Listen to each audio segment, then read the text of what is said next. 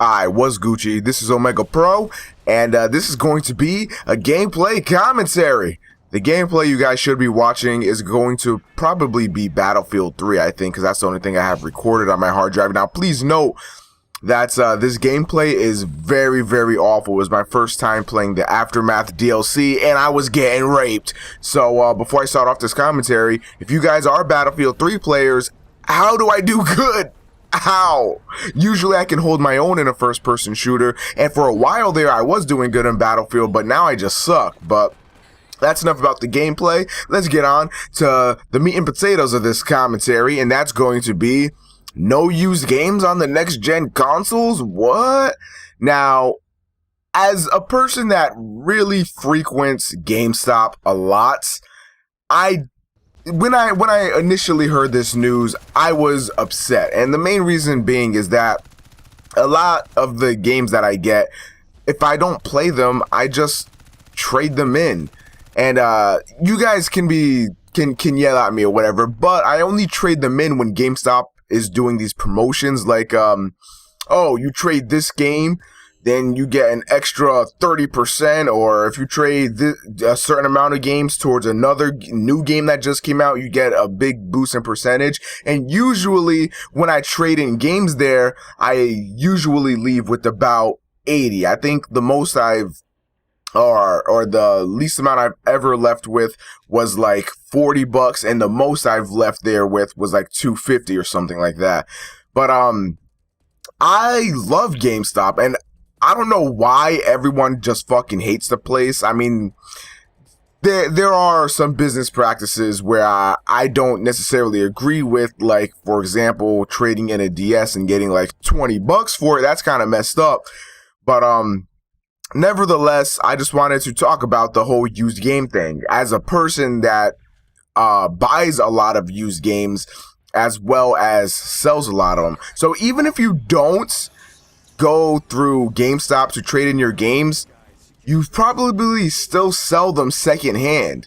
And if you have friends, you probably let them borrow your games sometime. Well, what's going to happen when you can't do that anymore? What's going to happen when all of a sudden you can't give your friend a game that he can't afford to buy at the moment, or maybe you just don't like a game anymore and your friend wants it, and then you just be like, all right, here, fucking have it, or you can't trade games anymore. This to me sucks because I'm a collector, and I have a lot of PS2 games, and I'm building up my Nintendo Wii collection, and I would like to eventually build a 360 and PS3 collection, and I would like to keep doing that throughout every console, but they're sort of pulling the plug on that.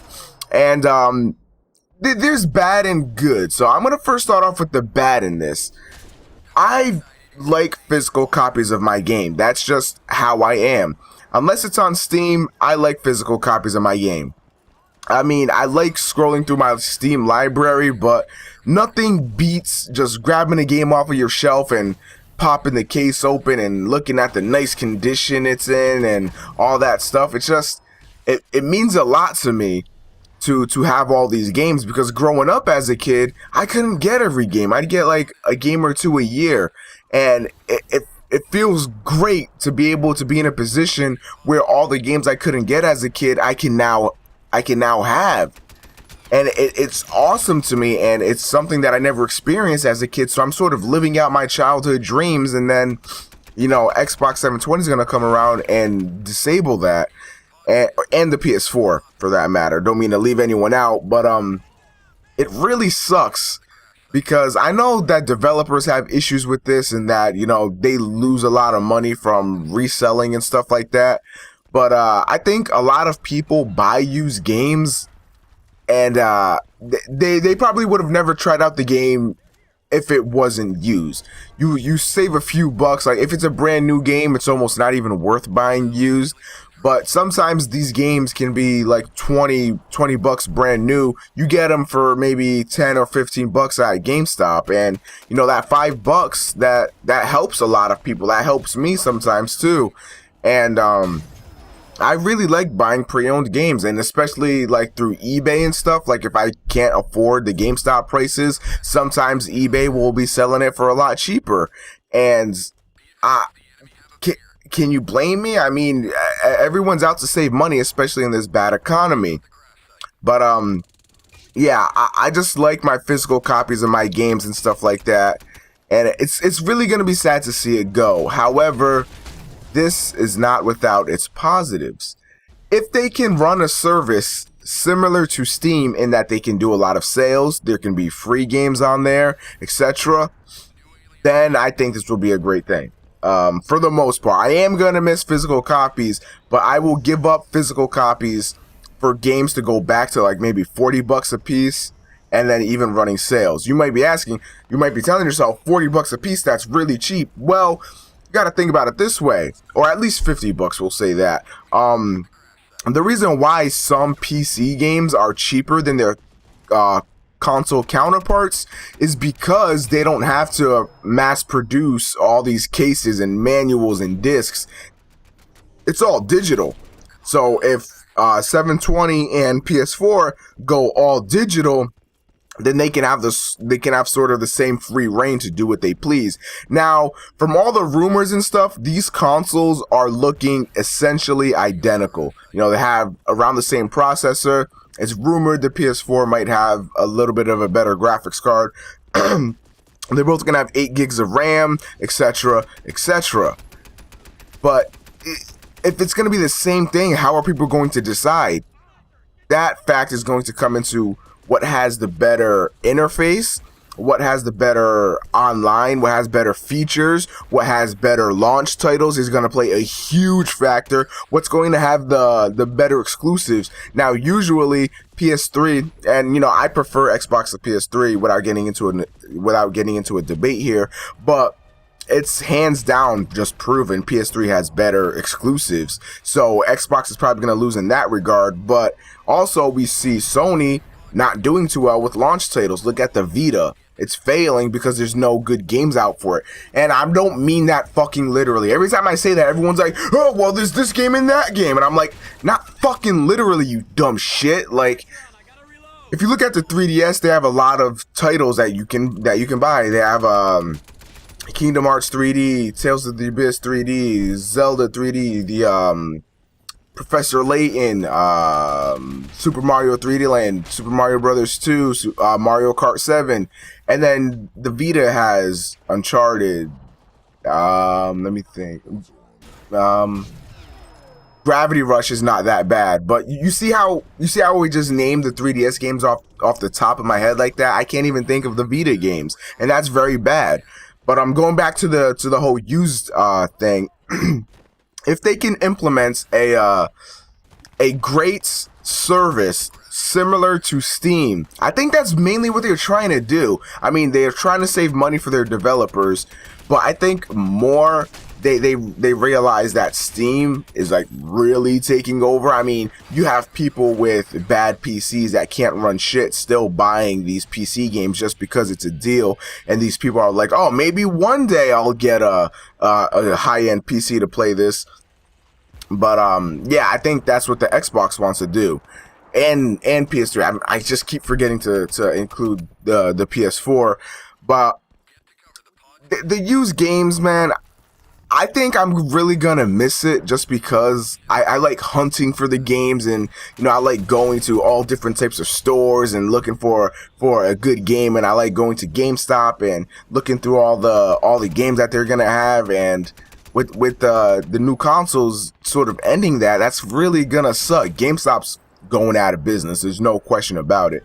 The only way GameStop can stay in business is if they go back, or if they go to selling retro. Now, for a while there, it seemed like they were going retro because they were taking trade-ins for GameCube, PS2, and Xbox games.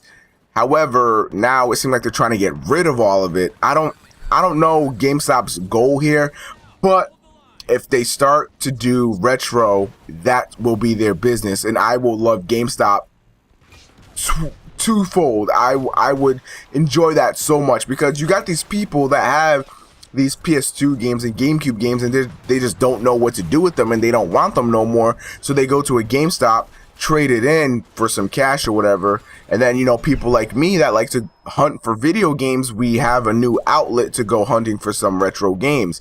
Because usually to get, I'm sorry, I don't know why my voice is so bad, but usually to get, you know, PS2 and GameCube games, I can't go to just some store. I'd have to go to eBay or Amazon or another online retailer, and that shit really sucks. But let me know what you guys are thinking about this. Are you going to miss your used games? Do you not really care? Or are you just happy that everything's finally going digital and they're getting with the times? Another issue that I'm running into, I can't believe I almost forgot this, but another huge issue is that, yeah, PCs can do this Steam thing and have all these games, and you could buy all these games on Steam because most PCs have a terabyte of memory. A lot of these or PCs have like 500 gigs, 750, 1 terabyte. When's the last time you saw a console with that? These things are going to have to ship with a massive amount of hard disk space, and that's bad because that's going to drive up the price, because they're going to use it as an excuse like, oh, this shit has 1 terabyte of hard drive space, so it justifies the price. When in actuality, you can get like a terabyte external hard drive for like dirt cheap these days, and even a terabyte internal hard drive for your PC would probably come even cheaper. So if you're going to be getting all these games on your or new consoles, then it's gonna have the memory capacity to deal with all of that. If not, then it's just useless. If you ship a fucking Xbox 720 with that 60 gigs of RAM or 60 gigs of memory, that shit is not gonna cut it. Because you gotta think about this. Some people like to install their games to their hard drive. Well, you're gonna actually have to do that. I was thinking about discs here. But yeah, you're actually gonna have to install it to your hard drive if you're getting it from the marketplace. And on top of that, you have your save files, your achievements, your profiles. Who knows what else Xbox is going to implement? Maybe like Netflix, Hulu Plus, HBO Go, etc. You never know what they're going to put into these things. And I think they have to ship with a lot of memory. And especially even demos and stuff like that. Like I have 60 gigs of hard drive space on my Xbox right now.